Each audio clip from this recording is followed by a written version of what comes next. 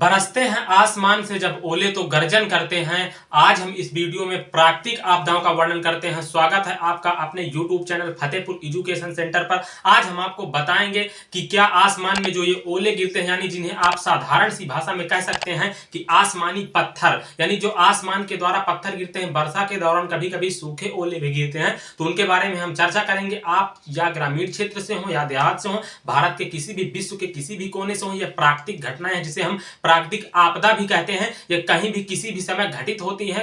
ज्यादातर ये वर्षा के मौसम में ज्यादातर ये घटना घटित होती हैं। क्या आपने इस विषय में कभी विचार किया है कि ये जो ओले गिरते हैं कैसे बनते हैं? एकाएक आसमान से गोलाकार यानी किसी भी आकार का, ज्यादातर ये गोले आकार के होते हैं ओले, जिन्हें हम पत्थर कहते हैं, कैसे गिरने लगते हैं, यानी आसमान में कहां पर बनते हैं, कैसे बनते हैं, तो हम इस वीडियो में पूरी तरीके से आपको बताएंगे। इसके लिए आप वीडियो के अंत तक बने रहिए ताकि आपको पूरी तरीके से जानकारी हो सके। अगर आप हमारे चैनल पर नए हैं तो प्लीज चैनल को सब्सक्राइब कर दीजिए, वीडियो को लाइक कर दीजिए। चलो हम शुरू करते हैं। देखिए, आपने कभी इस विषय में विचार न किया होगा, विचार किया होगा या ना किए हो, इसके विषय में हम आपको बताने जा रहे हैं। आप इस वीडियो में बने रहेंगे तो आपको पूरी तरीके से कंफर्म हो जाएगा। देखो, जब आप आसमान से ओले गिरने लगते हैं, यानी आसमान में कैसे ओले बनते हैं, जो ये पत्थर है, यानी हमने कभी ये सोचा ही नहीं है, इस विषय में सोचा ही नहीं है कि आसमान से यानी पत्थर कैसे एकाएक बारिश होने लगती है, पानी के साथ पत्थर की बूंदे, पत्थर के जो टुकड़े कैसे गिरने लगते हैं जब आसमान का तापमान 0 डिग्री से कम, यानी शून्य मतलब जिसका अस्तित्व ना हो, जिसका अस्तित्व, शून्य का मतलब मैथ में तो उसका अस्तित्व होता है, यहाँ पर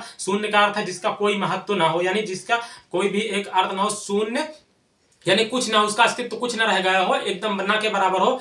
जब आसमान का तापमान 0 डिग्री एकदम ना के बराबर से भी कम हो जाता है, यानी शून्य से भी कम हो जाता है, जब आसमान का तापमान 0 डिग्री से कम हो जाता है तो जो वहां की हवाएं होती हैं, यानी जो मानसूनी हवाएं होती हैं, वातावरण की जो हवा होती है वो 0 डिग्री से भी ज्यादा यानी नरम यानी ठंड हो जाती है। तो जो वहां का जो पानी होता है, यानी जो जल होता है वर्षा का, वह बर्फ यानी बर्फ के आकार, वो मतलब धीरे धीरे जमने लगता है। और इसकी हवाओं की वजह से इसका जो आकार है, वह बर्फ का जो आकार होता है वो गोले, ज्यादातर गोला आकृति का होने लगता है, धीरे धीरे गोले आकृति का होने लगता है और धीरे धीरे यह पूरी तरीके से जम जाता है। इसके आकार छोटे भी हो सकते हैं, बड़े भी हो सकते हैं। और धीरे धीरे जब जो मानसूनी हवाएं होती हैं, जब वहां का वातावरण होता है, जब ठंडा हो जाता है, जो ये आपका मानसून होता है ठंडा हो जाता है, जो ये वर्षा की बूंदें होती हैं ये बर्फ में परिवर्तित होने लगती है। तो एकाएक वहां पर बर्फ बनने यानी पत्थर बनने की, ओले बनने की अवस्था यानी